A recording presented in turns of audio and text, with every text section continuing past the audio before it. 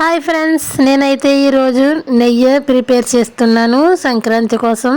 దీన్ని ఎలా తయారు చేశానంటే కాచి చల్లార్చిన పాలని ఫ్రిడ్జ్లో పెట్టుకొని నెక్స్ట్ డే అయితే ఈ తొరకని వేరే బాక్స్లో వేసుకొని మళ్ళీ ఫ్రిడ్జ్లో పెట్టుకోవాలి ఫ్రెండ్స్. ఇలాగ ఒక 2 వారాలకు ఒకసారి బాక్సులు అయితే అవుతుంది నాకు. దీన్ని ఇలా ఒక బాండీలో వేసుకుని మరిగించుకోవాలి. ఇలా మరుగుతున్నప్పుడైతే దీంట్లో కొంచెం కరివేపాకుని యాడ్ చేసుకుని మరిగించుకోవాలి ఫ్రెండ్స్. ఇలా చాలాసేపు అయితే స్పూన్ తోటి తిప్పుతూనే ఉండాలి కలర్ మారేంత వరకు.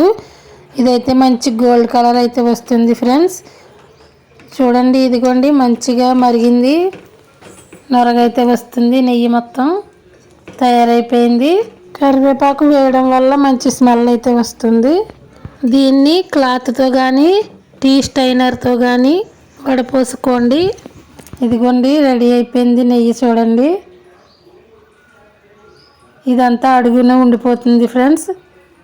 దీన్ని పంచదార వేసుకుని కూడా తింటారు చాలామంది. అయితే చాలా టేస్టీగా ఉంటుంది, మరి ఎక్కువ మాడిపోతే బాగోదు. చూడండి ఎంత కలర్ఫుల్గా ఉందో. చూడండి, స్వచ్ఛమైన నెయ్యి. తప్పకుండా మీరు కూడా ట్రై చేసి నాకు ఎలా వచ్చిందో కామెంట్ చేయండి ఫ్రెండ్స్. మరిన్ని వీడియోస్ కోసం నా ఛానల్ని సబ్స్క్రైబ్ చేసుకోండి.